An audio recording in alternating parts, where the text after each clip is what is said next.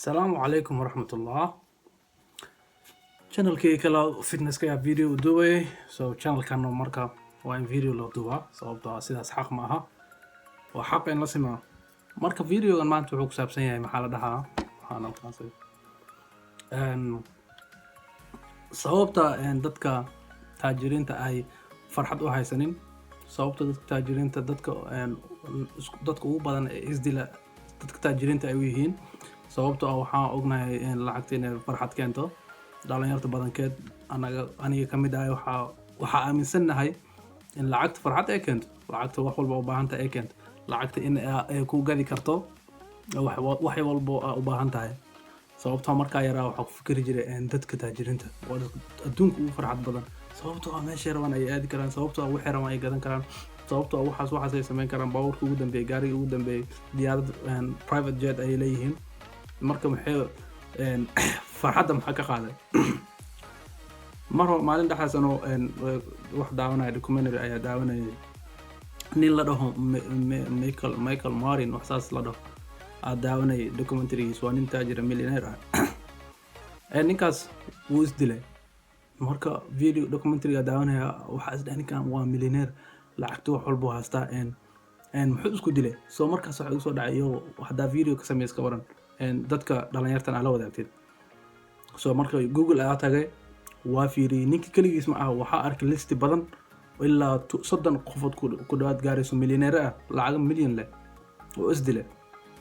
markalna waxaa maqli jiray kuwa fanaan ee Mareykanka hip hop rap ka qaada oo isdilay taajiriin ayagan lacag haasto dhalinyaro ah ma aha dad 50 iyo 60 jira ma dadkan waa dad daayar soo dhameeyay jiraan oo isdilay sababta marka waxa waaye video ku saabsan yahay in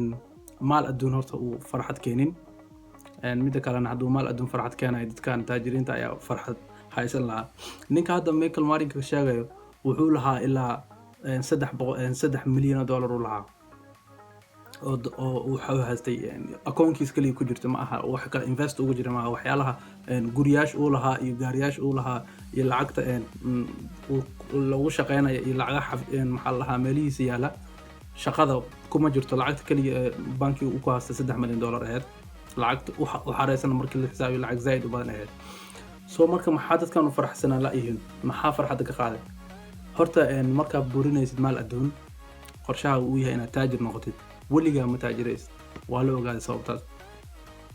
ninka fanaanka J Cole la dhaho J Cole oo nin fanaan Mareykan ah maalin dhaxda video uu leeyahay daawanay ka sheekeynay taajirnimada waan asagu waa taajir marka uu yiri marka lacagta aan haysan waxa ku fikir jiray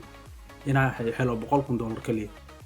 100,000 markay imaado kulaha 200 ku fikiray 300 ku fikiray milyan gaartay lacag milyan markay gaarto 10 milyan ku fikiray 10 milyan marka gaartay waa sii kordhays marka lacag gurigeed ma dhamaanays ilaa zillion ilaa bilay billionaire waxa gaaraysa lacag meesha ugu dambaysa gaaraysa laakiin ma ku fikiraysid macnaheedu lacagtan xadkeeda ilaa hadii xad lahaan leed wax waa taajir lahayd soo ma hadii la dhigi lahaa lacagta 10 milyan ka badan lama yeelan karo qofku taajir lahaa markaas laakiin way xad ma laha waxa mar walba ku fikiraysa qofka wixiga in aad ka taajirsanatid qofka hebelka ugu taajirsan doonida inaad ka taajirsanatid soo marka waxa macnaheedu halkan ka ogaaday aan bartay in maalka adduun macnaheedu farxad aysan keenin sababtoo ah dadkan idil taajiriinta ayaa farxad ku noolaan lahaa nin kale taajir ah waxa la dhahay markab uu leeyahay ka qoose markabkii badda ku qalibmay markaas ninkii maalintii dhan waxa la stress oo hin balaayo ku furnayd markii la weydiiyay Allah inuu lacagta meeshan kaaga khasaartay lacagtaada dhan miya haysatay mayu dhahay lacagta haystay markii 3 loo dhigo half xataa hal xataa ma dhameen u dhahay lacagta ay khasaartay macnaheedu lacag yar ka khasaartay markaas la weydiiyay marka waxaas stress ma xasuus gelinaysa Allah soo lacag haystaa markaas uu yiri xadka aad joogay ka hoos ayaa jooga hadartaan way wanaagsan tahay inaan macnaheedu qofku meel dheer ku fikiro wax hami oo yeesho laakiin hadii hamigaaga koowaad iyo farxadaada iyo reerkaaga waxa dhan ka hormarisid lacag ama maal adduun ka hormarisid waxa xaqiiqo in qofku weligiisa jireen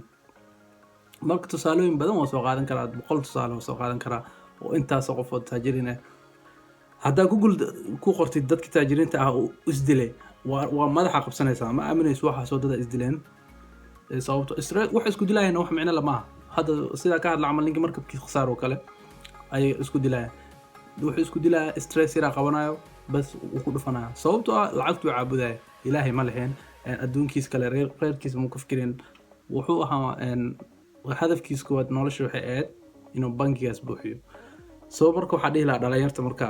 inaa micni hamigaaga hami kale ka dhigtid oo waxyaalo focus oo faa'iido ku leh inuu focuskaaga ahaado aad ku fikirtid maxaa qaban kartaa maxaa familkaaga qaban kartaa maxaa ilaahay xaggiisa u qabsan kartaa aakhiro markaad tagtid maxaa ku horumarsan